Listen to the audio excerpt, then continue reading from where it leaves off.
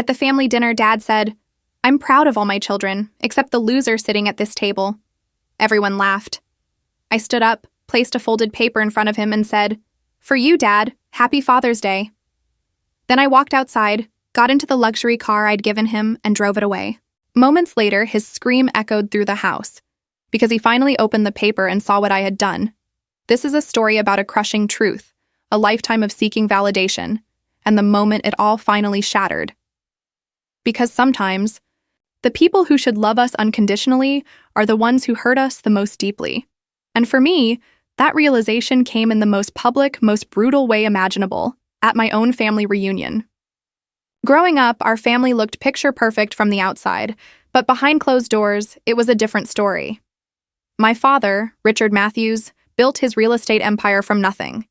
He valued success, status, and respect above everything else, even family. From my earliest memories, he wasn't the kind of dad who'd cheer at school plays or help with homework. Instead, he was the harsh critic. My B+ grades should have been A's. Why wasn't I team captain? Second place was just the first loser. My mother, Caroline, was his opposite in so many ways, warm and affectionate when he wasn't around. But in his presence, she'd shrink, never contradicting him, never standing up for us kids when his criticism went too far. It was a dynamic I didn't fully grasp until I was much older, this strange power he held over her, the way her eyes would dart to him before she'd even answer simple questions. My older brother James was the golden child. 3 years my senior, he played football, made the honor roll, dated the right girls, and followed Dad into real estate. Everything just seemed to click for James. He intuitively understood what would please our father.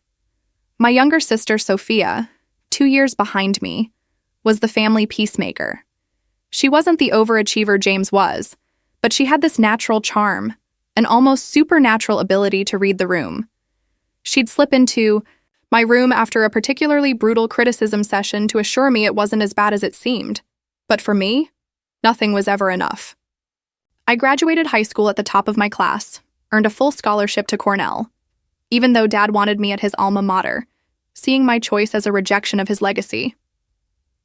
In college, I worked 2 jobs, maintained my GPA, yet during breaks, he'd question why I wasn't interning at more prestigious firms.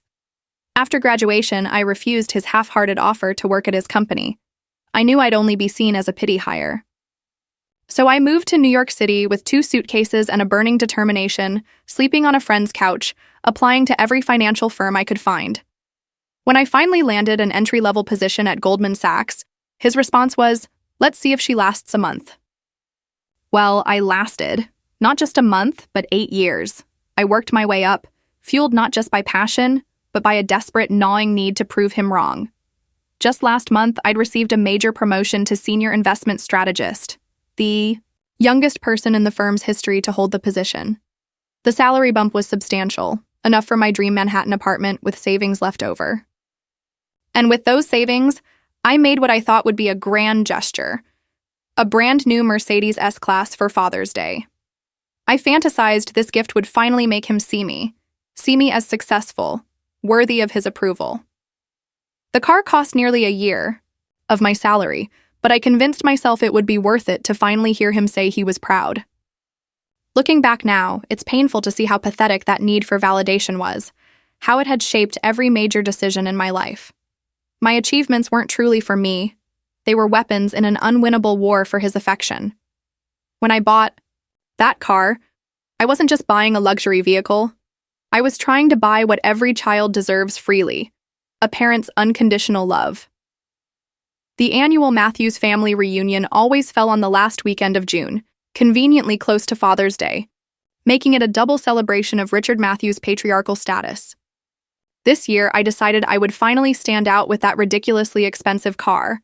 I spent 3 weekends shopping for the perfect outfit, something that screamed successful but not trying too hard, feminine but not frivolous, that contradictory mix he seemed to expect from women in business. The familiar pattern of preparation felt pathetic, even as I participated in it. The desperate routine of a 32-year-old still seeking approval. Past reunions flashed through my mind. At 16, winning the state math competition, he'd questioned why I wasn't focusing more on debate. Graduating college, his only comment was my chosen field was unstable. My first bonus at Goldman, he wondered if finance was just glorified gambling. My first promotion, he asked if I'd been selected to fill a gender quota.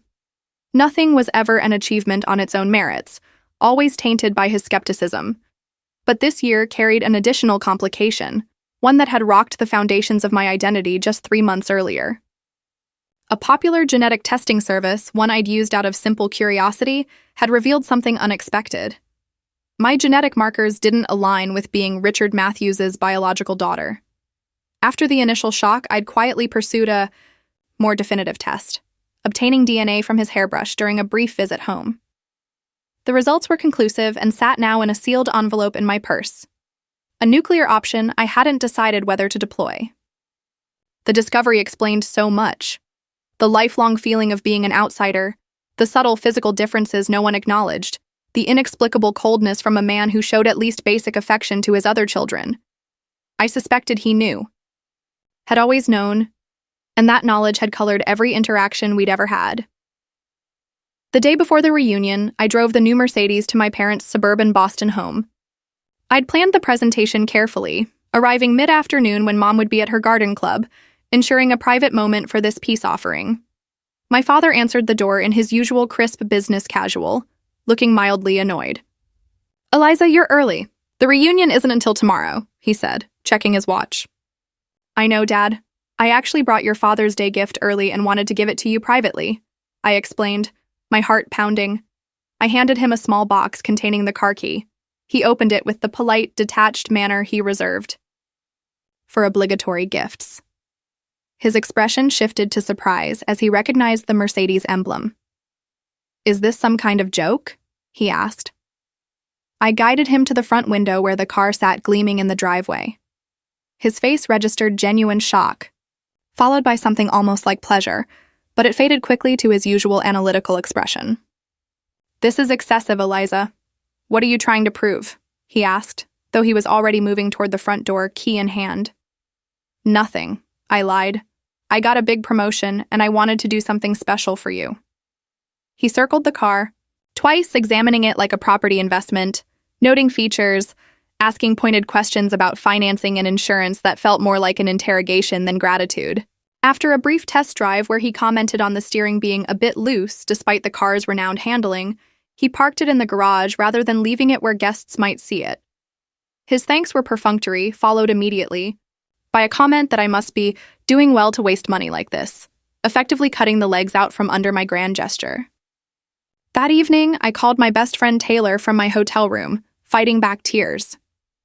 "You know what? Forget him," Taylor said, her voice filled with the righteous anger of a friend who'd heard too many similar stories. "Take the car back. He doesn't deserve it." I dismissed the suggestion, still clinging to the pathetic hope that tomorrow would be different, that in front of others he might show appreciation, might finally see me. "Just promise me you won't show him that test," Taylor warned before hanging up. "Not unless you're prepared for nuclear fallout." I promised. But the envelope remained in my purse, a secret weapon I both feared and couldn't quite relinquish. Sunday afternoon arrived with perfect June weather, sunny with a gentle breeze, as if the environment itself conspired to create the illusion of a perfect family gathering. I took the long route, rehearsing confident responses to the inevitable questions about my personal life, my career, my lack of husband or children at the ancient age of 32. My knuckles were white on the steering wheel as I turned onto the familiar, maple-lined driveway already half filled with luxury cars. I spotted the Mercedes prominently displayed near the front entrance, not in the garage, strategically positioned where arriving guests couldn't miss it. Taking a deep breath, I smoothed my dress, checked my makeup, and strode toward the imposing front door with the practiced confidence I developed in boardrooms filled with men who underestimated me. Mom answered, her face lighting up with genuine warmth. "You look beautiful, darling," she whispered, before adding her standard, "Your father's in the back garden with the Peterson group," as if issuing a weather warning. The foyer was already crowded. Aunt Linda approached with air kisses and rapid-fire questions about my love life.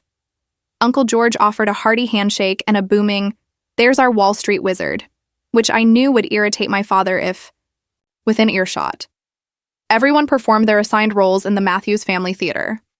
My father's entrance was exactly as choreographed as I expected. Walking in from the garden with 3 business associates, all laughing at something surely only moderately amusing. His eyes swept the room, acknowledging various guests, until they landed on me. The flicker of recognition was followed by the briefest tightening of his lips before he nodded, exactly as he had to distant relatives, and walked toward Mother. No particular greeting for me. I pretended not to notice, engaged in conversation with my cousin Rachel, but the familiar sting of dismissal burned all the same. Mother materialized at my side moments later. "Darling, your father mentioned you brought a new car for him. How incredibly generous," she said, her eyes communicating a mixture of gratitude and concern about the extravagance.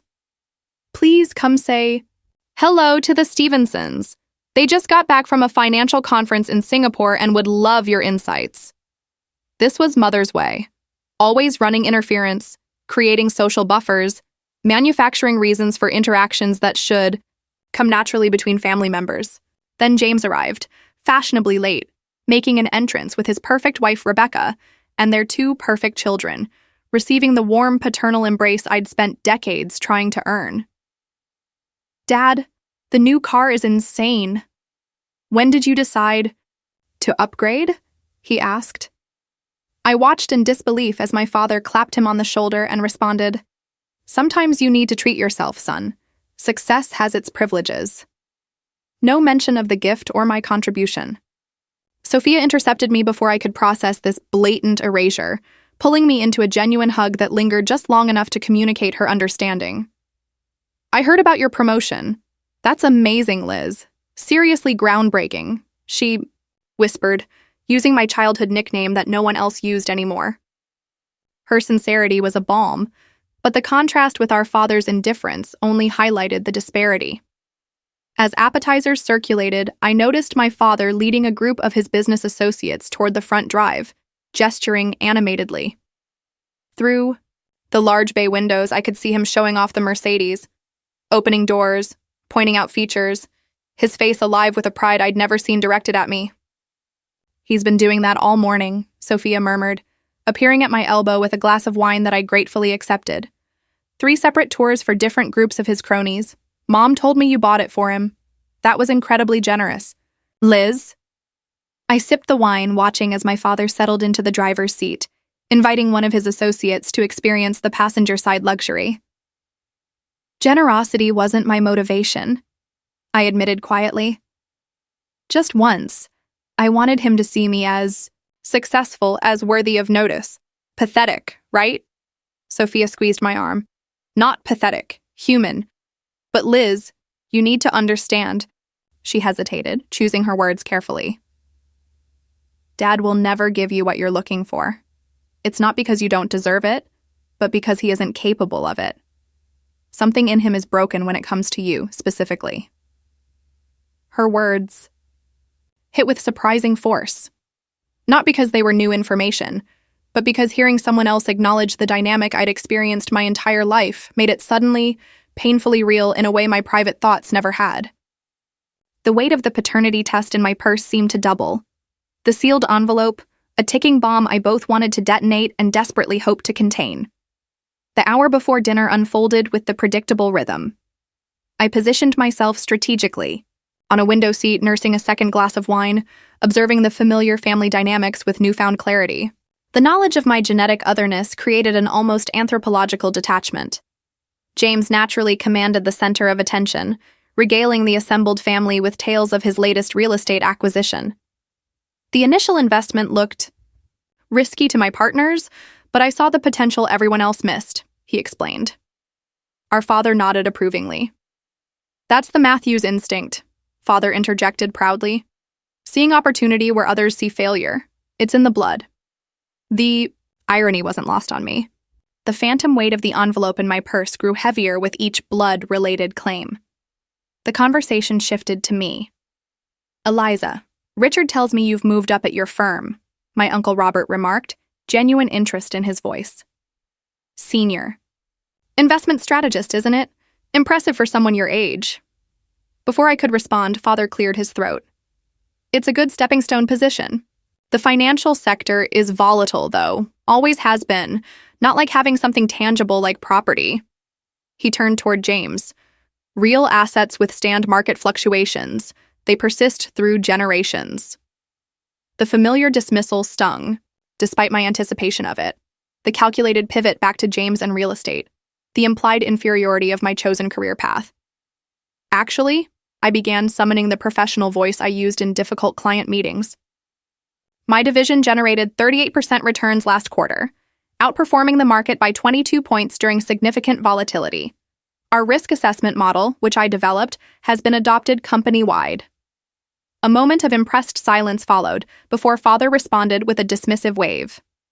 Numbers on paper. When the next recession hits, we'll see how that holds up. He turned to a business associate.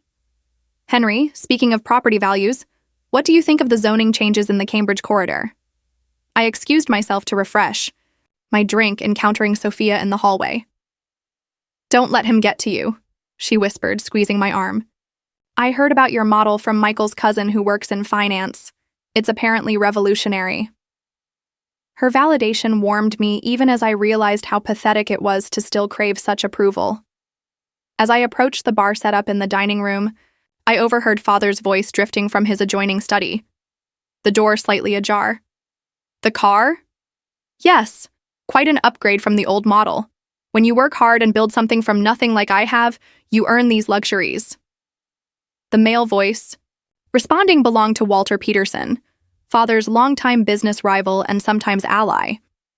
Richard, you old dog, always the modest one. Your daughter Eliza mentioned she bought it for you when we chatted earlier. Said something about her promotion. Sounds like she's making quite a name for herself in New York. A brief silence followed. Before Father's response, each word precisely chosen. Yes.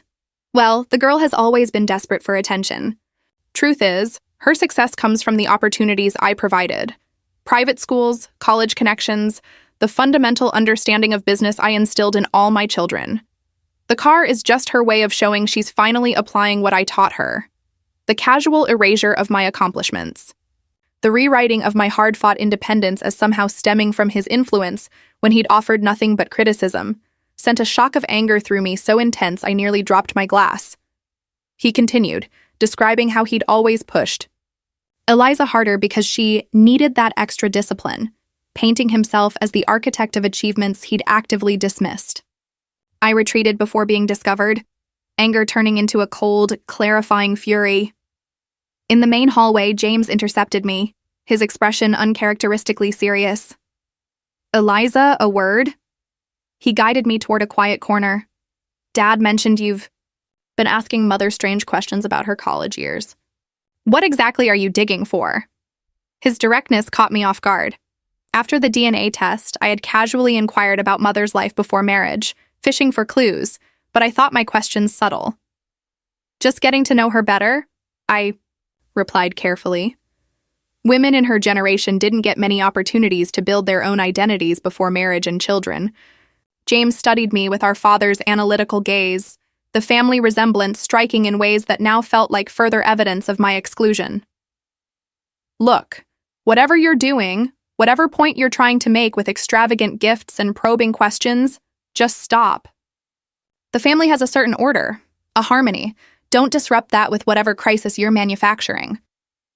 His condescension so perfectly echoed Father's that I almost laughed. Harmony? Is that what you call this toxic hierarchy? This system where one person's accomplishments are celebrated while another's are undermined? My voice was low, cutting. I'm not manufacturing anything, James. I'm just finally seeing clearly. He stepped closer. Dad has built everything we have. The Matthews name means something because of him. Your fancy job in New York, your trendy apartment, it all stems from the foundation he created. Show some respect and gratitude for once. Before I could respond, Rachel approached, sensing the tension. Everything okay over here? Caroline is looking for both of you. I think dinner is about to be announced. James plastered on his public smile, the perfect son persona slipping seamlessly back into place. Just catching up with my little sister. Business talk. Nothing important. As he walked away, Rachel touched my arm gently. You know, my mom always says, Your father plays favorites like it's an Olympic sport he's determined to medal in.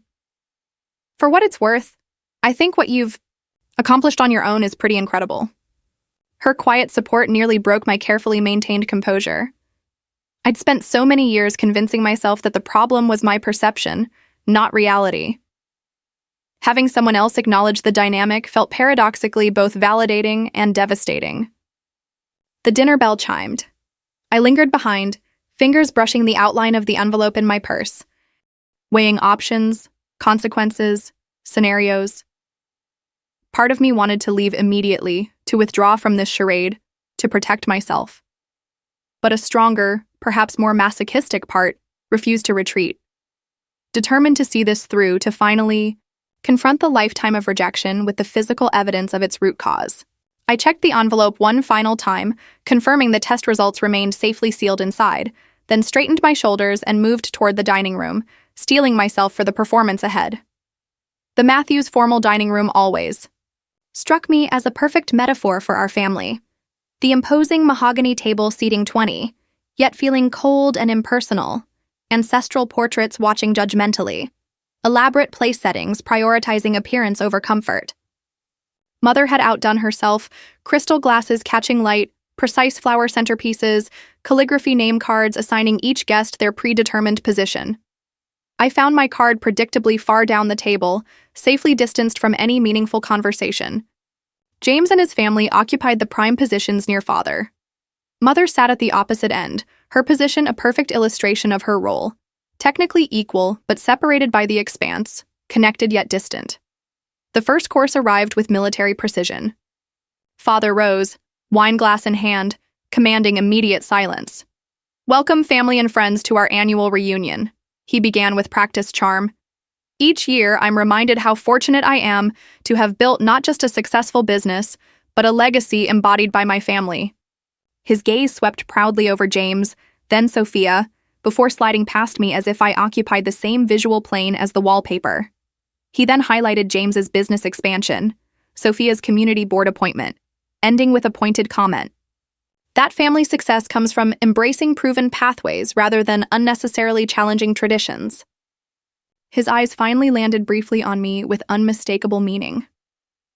As the meal progressed through 5 elaborate courses, Father directed conversation with subtle cues, ensuring topics remained within his preferred domains. When Mother gently attempted to mention my recent promotion, Father smoothly intercepted. "Speaking of financial markets, Henry, what's your take on the Fed's latest signals?"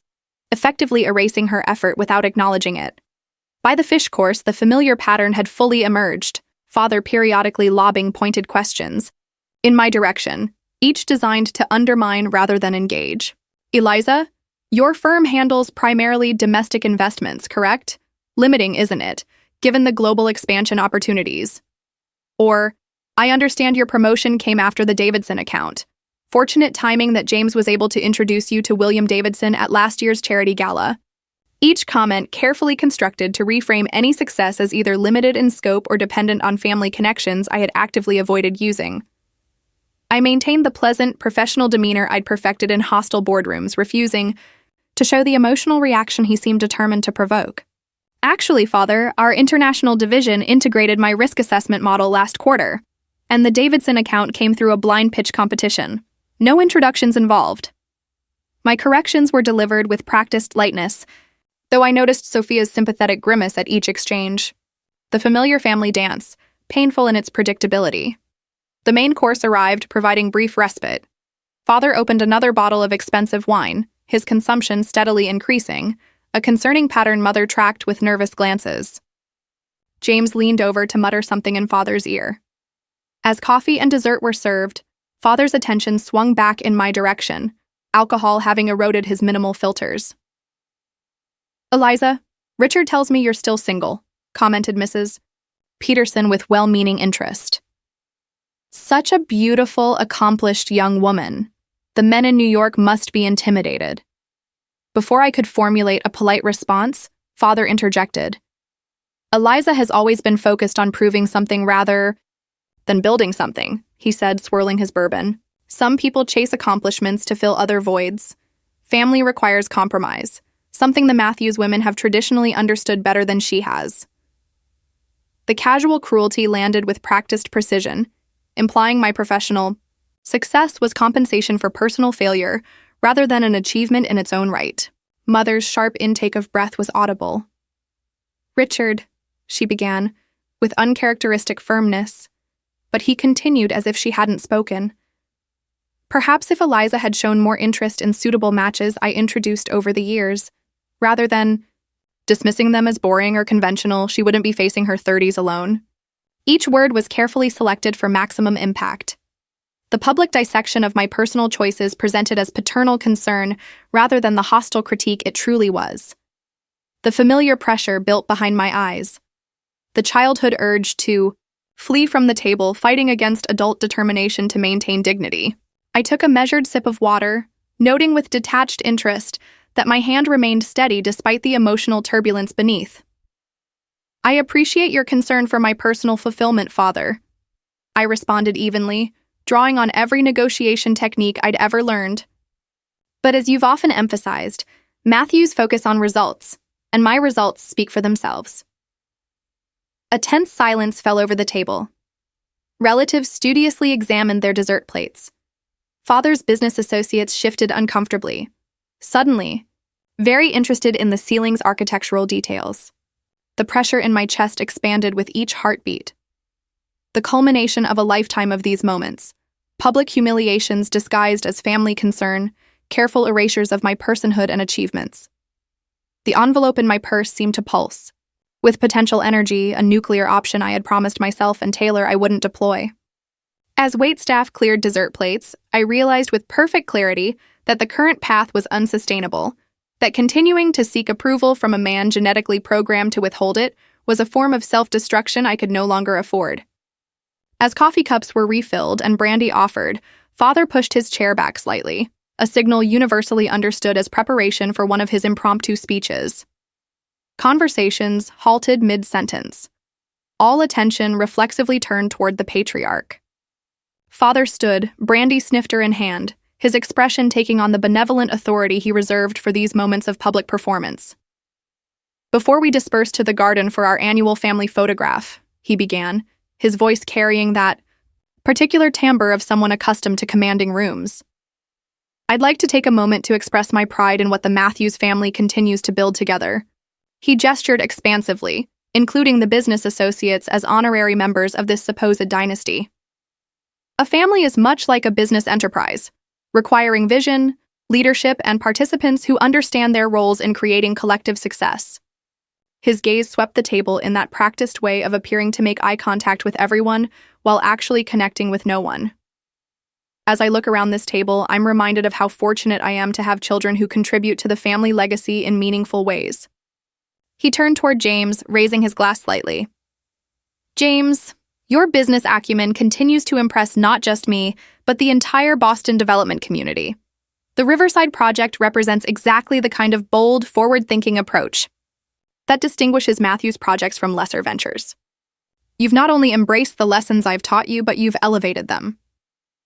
James nodded with practiced humility that barely concealed his satisfaction, the golden child receiving his expected due. Father then shifted towards Sophia, his expression warming further. "And Sophia, your grace in balancing family responsibilities with community leadership shows remarkable maturity. Your work with the Children's Hospital Board has brought genuine prestige to the Matthews name, reminding us all that true success includes giving back. Your mother and I couldn't be prouder of the family you're raising and the values you represent." Sophia's smile was genuine, if slightly uncomfortable with the spotlight, always more comfortable facilitating others' recognition than receiving her own. I braced myself for what would inevitably come next. The careful omission, the pointed silence where my name should be, the practiced technique of praise by exclusion that would communicate volumes to everyone present without requiring explicit criticism. What happened instead was somehow worse. Father's gaze finally landed on me, the slight narrowing of his eyes betraying the calculated nature of what would follow. "As I reflect on my children's accomplishments," he continued, his voice modulating, "to what others might mistake for thoughtfulness rather than the prelude to attack it actually signaled, I'm struck by how differently success can be defined. He took a deliberate sip of brandy, the theatrical pause allowing tension to build. I'm proud of all my children, he announced, raising his glass higher. And for a suspended moment, I felt a ridiculous flutter of hope, quickly extinguished by his continuation, except for the loser sitting at the table. The words landed with precision cruelty, followed by a beat of shocked silence. Before uncertain laughter rippled through the guests, most assuming this must be some inside family joke rather than the public evisceration it actually was. I felt blood rush to my face, then drain away completely, leaving a cold numbness as every eye at the table turned toward me, expressions ranging from embarrassment to pity to morbid curiosity. Father continued as if he'd made a mild joke about the weather. Some people measure success by titles and salaries, by superficial achievements that look impressive on paper, but lack substance and staying power. True success comes from continuing family traditions, from building upon foundations rather than constantly seeking to prove individual worth at the expense of collective strength. The deliberate vagueness of some people fooled no one. The target of his remarks was crystalline. In its clarity, Mother's face had gone completely white, her knuckles bloodless around her napkin, while James looked smugly satisfied, and Sophia openly mortified. Cousin Rachel reached across her husband to touch my arm in silent support, but I barely registered the gesture. My entire consciousness narrowed to a pinpoint focus on the man at the head of the table, who had just confirmed what the DNA test had already told me, that I was fundamentally separate, other, not truly part of this family. In his eyes, for 20 seconds that stretched like hours, I remained frozen, experiencing the physical sensations of humiliation with clinical detachment. The burning face, the constricted throat, the accelerated heartbeat, the fight-or-flight response flooding my system with adrenaline. A lifetime of similar moments flashed through my consciousness. A continual slideshow of public corrections, subtle undermining, achievements reframed as failures, each building upon the last to create the summative message that I was fundamentally insufficient, unworthy of the name I carried. The name that genetic science had recently confirmed wasn't actually mine to claim. As Father concluded his speech with some platitude about family unity that rang hollow after his pointed exclusion, something shifted irrevocably within me. A final thread severing between the desperate child seeking approval and the adult woman, who suddenly saw with perfect clarity the futility of that lifelong quest. The weight of the envelope in my purse transformed from burden to liberation, its contents no longer a shameful secret, but a key unlocking the prison of false expectations I'd occupied my entire life. The room remained suspended in uncomfortable tension, waiting for my reaction, perhaps expecting tears or a hasty exit as had happened in previous years, the predictable conclusion to the familiar family drama. Instead, I felt a strange calm descend, a clarity of purpose crystallizing around the decision that had perhaps been inevitable from the moment the test results arrived. Without fully planning the action, I found myself standing, the movement so smooth and deliberate that it commanded immediate attention, conversations halting mid-sentence as all eyes turned toward me. My champagne glass remained on the table, deliberately not raised, the symbolism of my refusal to toast unmistakable. I smoothed my dress with steady hands, surprising myself with the absolute calm that had replaced the earlier turmoil, as if I'd passed through a storm into its peaceful eye. "Thank you, Father, for that illuminating speech," I began, my voice carrying clearly without effort. The professional tone I'd perfected in boardrooms serving me well in this unexpected moment. I spent 32 years trying to earn approval that was never going to be granted, measuring myself against standards that mysteriously shifted whenever I approached meeting them. Today, I finally understand why. The room had gone completely still, the kind of weighted silence that precedes significant moments. Mother's face a mask of alarm, while Father's expression darkened with the recognition that this script wasn't following his expected pattern. "For those keeping score," I continued with deliberate lightness that belied the magnitude of what was coming, "I graduated top of my class from Cornell, built a career without family connections, and recently became the youngest senior investment strategist in my firm's history. By most objective measures, hardly the definition of a loser."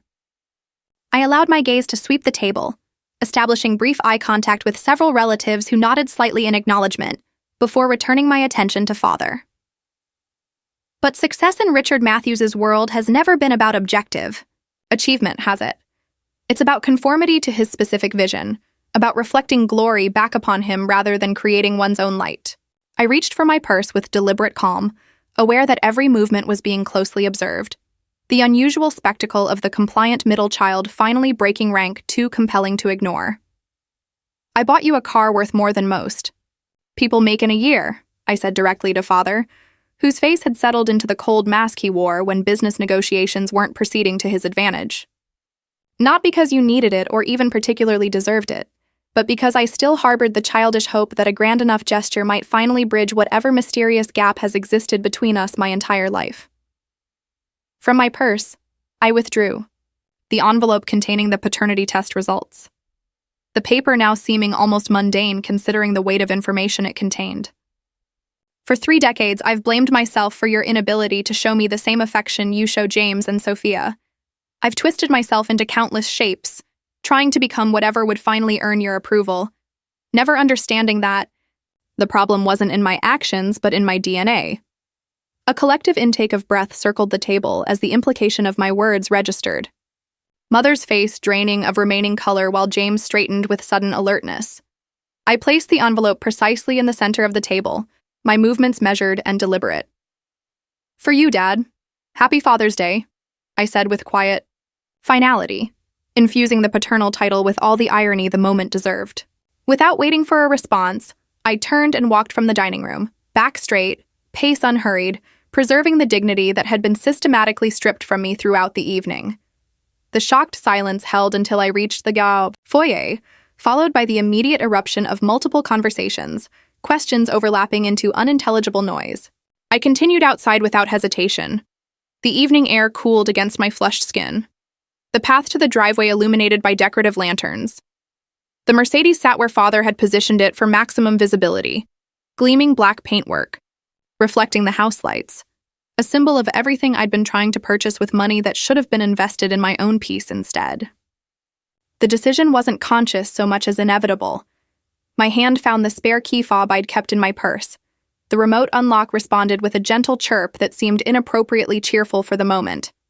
I slid into the driver's seat. The cheer leather interior still carried the new car smell, mixed with the faint trace of Father's cologne, an olfactory reminder of his brief possession that would soon fade. Through the windshield, I could see figures appearing at the dining room. Windows, silhouettes gesturing animatedly. The family drama now fully unleashed by my departure and revelation.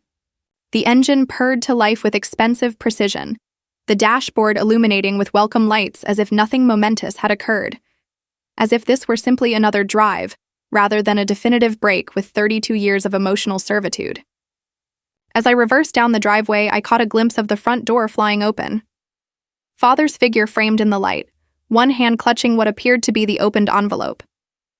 His mouth open in what might have been my name, but was lost beneath the gentle rumble of the German-engineered engine. The symmetry struck me as I accelerated away. The luxury car he had showcased to associates while minimizing my contribution now physically removed, just as he had attempted to minimize my existence for 3 decades. Both acts of erasure meeting in perfect narrative balance. The realization solidified what had been intuitive action into conscious decision. The reclamation of the gift paralleling, the reclamation of self-worth I was simultaneously undertaking, both unburdened by expectations of gratitude that had never been forthcoming. In the rearview mirror, the Matthews estate receded, growing smaller with each second, its grandeur diminishing with distance, just as its emotional hold on me weakened with each rotation of the wheels carrying me away. The lightness spreading through my chest wasn't happiness exactly, too complex and bittersweet for such a simple label, but rather the unfamiliar sensation of freedom, of choices suddenly unconstrained by the gravitational pull of paternal approval that had distorted my orbit for as long as I could remember. The Mercedes responded with quiet precision as I navigated away from the neighborhood of my childhood. Each turn creating further distance between the person I had been 30 minutes ago and whoever I was becoming now. I made it almost to the highway entrance before the first call came through on my cell phone. Sophia's name flashing on the dashboard. display followed in rapid succession by James, mother, and several cousins. The digital evidence of chaos left in my wake. I silenced the ringer but didn't turn the phone off completely, some part of me needing to witness the fallout even if I wasn't ready to engage with it directly. As I merged onto the highway, headed toward Boston proper rather than back to New York, I allowed myself a single glance in the rearview mirror, just as a male figure I recognized as my father rushed into the street behind me. His normally composed face contorted in an expression I'd never seen before, something beyond anger, into territory I couldn't immediately identify. The distance was too great to hear his voice, but I didn't need audio to recognize the scream from his body language alone. Arms raised overhead in a gesture of such primal emotion that it momentarily rendered him unrecognizable as the controlled patriarch who had engineered decades of emotional manipulation. The image burned into my memory as I accelerated away. A visual representation of the seismic shift that had just occurred. The carefully constructed family narrative cracked beyond repair by 3 pages of scientific data and 1 moment of absolute clarity. By the time I checked into a downtown Boston hotel 30 minutes later, my phone displayed 17 missed calls and 29 text messages, the digital equivalent of the explosion I detonated before walking away. I placed the room key on the desk, kicked off my heels, and finally allowed myself to review the communications, starting with Sophia's texts, which progressed from confusion. What just happened? What was in that envelope? To concern, Liz, please call me, everyone's freaking out. To information, Dad is saying insane things. Mom locked herself in her room. James is threatening legal action about the car. Mother's voice messages began composed but rapidly deteriorated. The first, a gentle, Eliza, please call home when you get a chance, evolving into her 5th message where her voice cracked with emotion. The test can't be right. There must be some mistake. Please come back so we can discuss this as a family. James had limited himself to 2 texts, both threatening legal action if I didn't return Dad's property immediately and retract your disgusting accusations. The contrast between my siblings' responses was unsurprising. Their reactions perfectly aligned with the roles they'd always played in the family dynamic. I sat on the edge of the hotel bed, phone in hand, the physical and emotional distance from the reunion already allowing me to process events with surprising clarity. The paternity test had confirmed what some deep intuitive part of me had perhaps always known, that Richard Matthews wasn't my biological father, that the emotional distance he'd maintained throughout my life stemmed from knowledge he'd carried, but never acknowledged. I had obtained the test on impulse after discovering through a recreational genetic testing service that my supposed paternal genetic markers didn't align. The initial shock giving way to a strange sense of explanation, for a lifetime of felt otherness within my own family. Now that the information was public, the carefully maintained family image was disintegrating in real time. Decades of pretense collapsing under the weight of scientific fact. The most revealing response came nearly 2 hours later after I had showered and changed into clothes from the overnight bag I'd packed in case the reunion became unbearable, a preparation that now seemed prescient. My phone rang with Sophia's number, and something in me needed to hear at least one family member's voice to confirm that the earthquake I triggered had actually occurred in the external world and not just within my own consciousness. Liz? Sophia's voice was hushed, suggesting she was calling from somewhere private within the house still filled with extended family. Are you okay? Where are you? The genuine concern in her tone nearly undid my hard-won composure. I'm safe, I answered non-committally. What's happening there? She exhaled heavily. Chaos. Complete meltdown.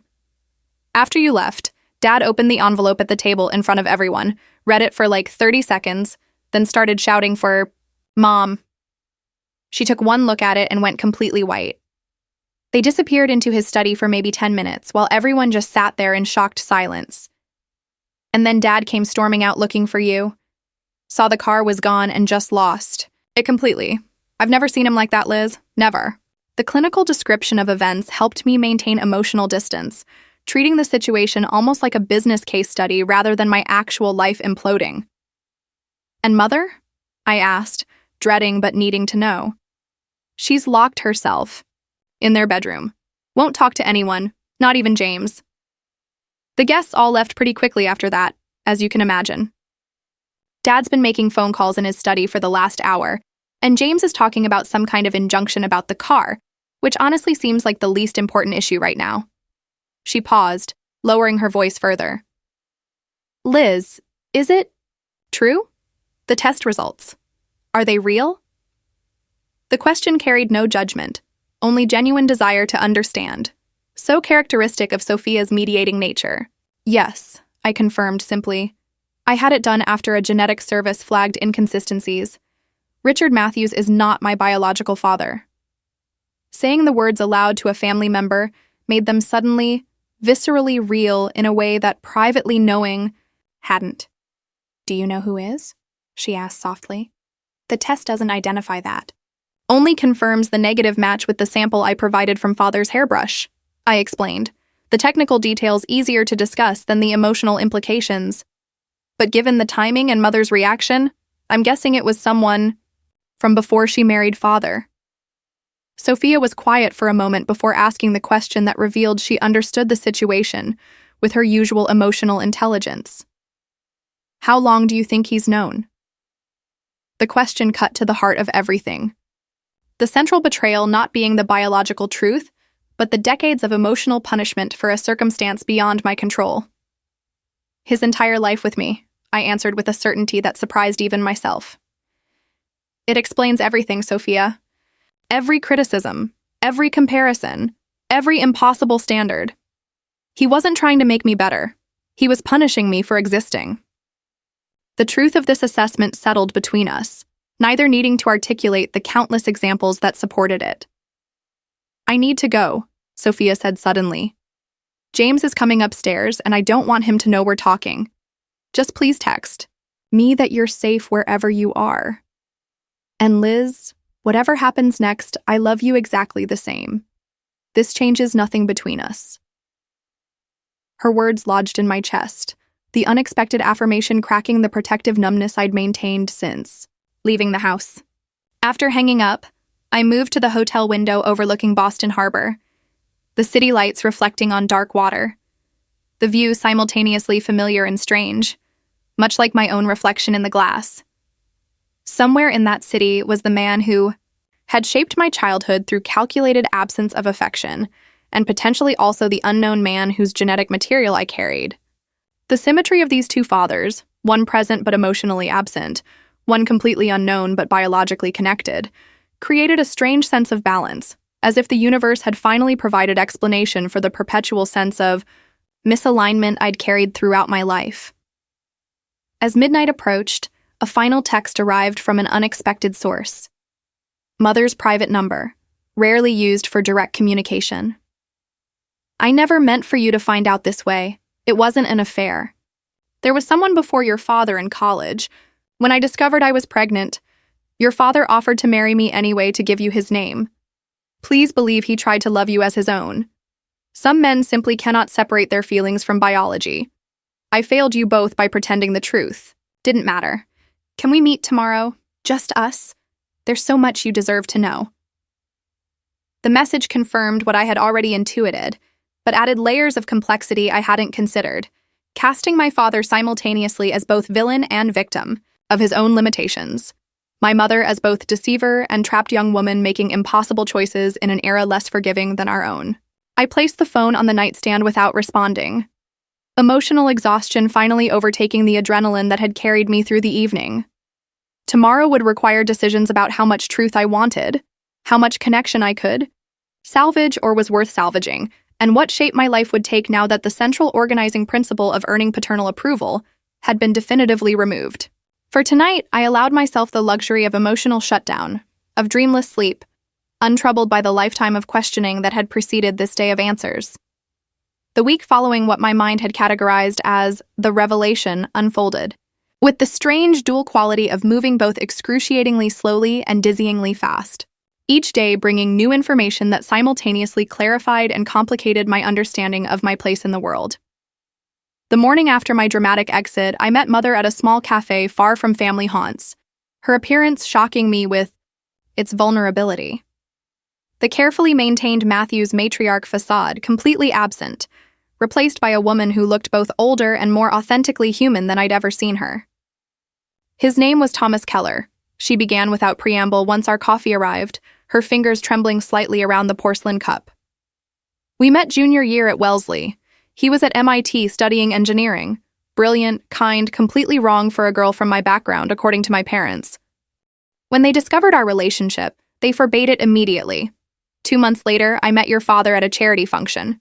The appropriate match everyone approved. The story unfolded like a period film. A young woman pressured to abandon genuine connection for social advancement, discovering her pregnancy only after the relationship had been forcibly ended. Richard Matthews offering marriage partly from genuine affection, and partly from a calculated assessment of how Carolyn's family connections would benefit his business ambitions. He promised to raise you as his own, Mother explained, her eyes focused on some middle distance where the past still lived. And I believe he truly intended to keep that promise. But from the moment you were born, you had Thomas's eyes, his expressions, his way of questioning everything rather than simply accepting what was told to you. Richard tried in his way, but every time he looked at you, he saw another man's child, physical proof of my life before him. The revelations continued over 3 hours, details of a history I'd never suspected unfolding with painful clarity, explaining the family dynamic that had shaped my existence. My biological father had never known about me, had moved to California after graduation, built a successful engineering firm, married, had 3 children who were technically my half-siblings. Mother had tracked his life from afar through alumni, newsletters, and in recent years, social media, but never contacted him, honoring the promise made to Richard that the past would remain buried, that I would be a Matthews in name, if not in blood. By our 3rd coffee, we had progressed to the most difficult question. Why didn't you ever protect me? I asked, the accumulated hurt of decades compressing into this single query. You saw how he treated me compared to James and Sophia. You watched him systematically undermine every achievement, every attempt to earn his approval. How could you let that continue for 30 years? Her face crumpled with a grief so raw it momentarily overrode my anger. I failed you, she acknowledged, no excuses offered. Each time I considered telling you the truth, revealing why he couldn't give you what you deserved, the moment seemed wrong, the potential damage too great. Then time passed and the lie grew larger, harder to correct. I told myself you were strong, resilient, that you were building a life independent of his approval. I didn't realize until yesterday how much that pursuit still drove you. The conversation ended with no neat resolution, only the beginning of a more honest relationship that would require years to rebuild on a truthful foundation. The following day brought another seismic shift when I received an email from Thomas Keller, my biological father, responding to the message I'd sent after confirming his identity through public records. His reply was cautious but kind, expressing shock at learning of my existence, requesting time to process this information, but also genuine interest in connecting when he had absorbed the reality of a daughter he'd never known existed. I see from your email signature that you work in finance in New York, he wrote in his initial response. Ironically, I'll be in Manhattan next month for a conference. Perhaps we could meet for coffee if you feel comfortable doing so. The simple acknowledgement of my professional identity without qualification or comparison operated like a balm on raw emotional wounds. The neutral respect of his tone suggesting possibilities for connection untainted by the complex Matthews history. While these personal earthquakes reshuffled my understanding of family, the professional world continued turning with pragmatic indifference to my existential crisis. My boss called midweek with questions about a client presentation, the normalcy of work discussions providing surprising comfort amid personal chaos. The Richardson account needs your risk assessment model explained in person, she informed me. They're specifically requesting you by name. Eliza, your reputation is growing. The acknowledgement of professional value independent of family connections reinforced what should have been obvious all along, that my worth existed separate from the Matthews name or approval, anchored in abilities and character entirely my own. Richard made his first direct contact 6 days after the reunion via his attorney, a coldly formal letter requesting return of the Mercedes and threatening legal action regarding defamatory statements made in public regarding paternity. The stark contrast between this response and Thomas's cautious but humane email crystallized everything I needed to know about both men. Genetics suddenly seeming far less relevant than character in determining true parentage. I instructed my own attorney to arrange return of the vehicle while making clear that DNA evidence was by definition not defamatory. James maintained radio silence, his loyalty to father unsurprising given their genuine biological connection and shared worldview. Sophia, however, called daily, our relationship deepening through honest conversations about family dynamics we both observed but never previously discussed openly. He's been controlling the narrative our entire lives, she observed during one late-night call, making us compete for approval that was never equally available. I benefited from that system, but I always saw how it hurt you. I'm sorry I didn't stand up for you more. Her acknowledgement helped heal wounds I hadn't realized still festered. The validation of my experience from someone who had witnessed it firsthand, oddly more powerful than any test result could be. 6 months after the revelation, the landscape of my life had transformed in ways both subtle and profound.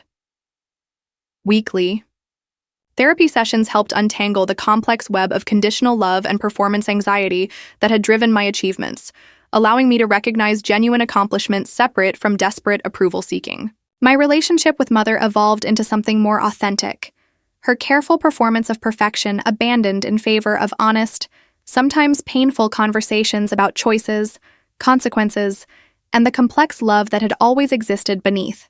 The Matthews Family Theater. I met Thomas Keller for the first time at a quiet restaurant near Central Park.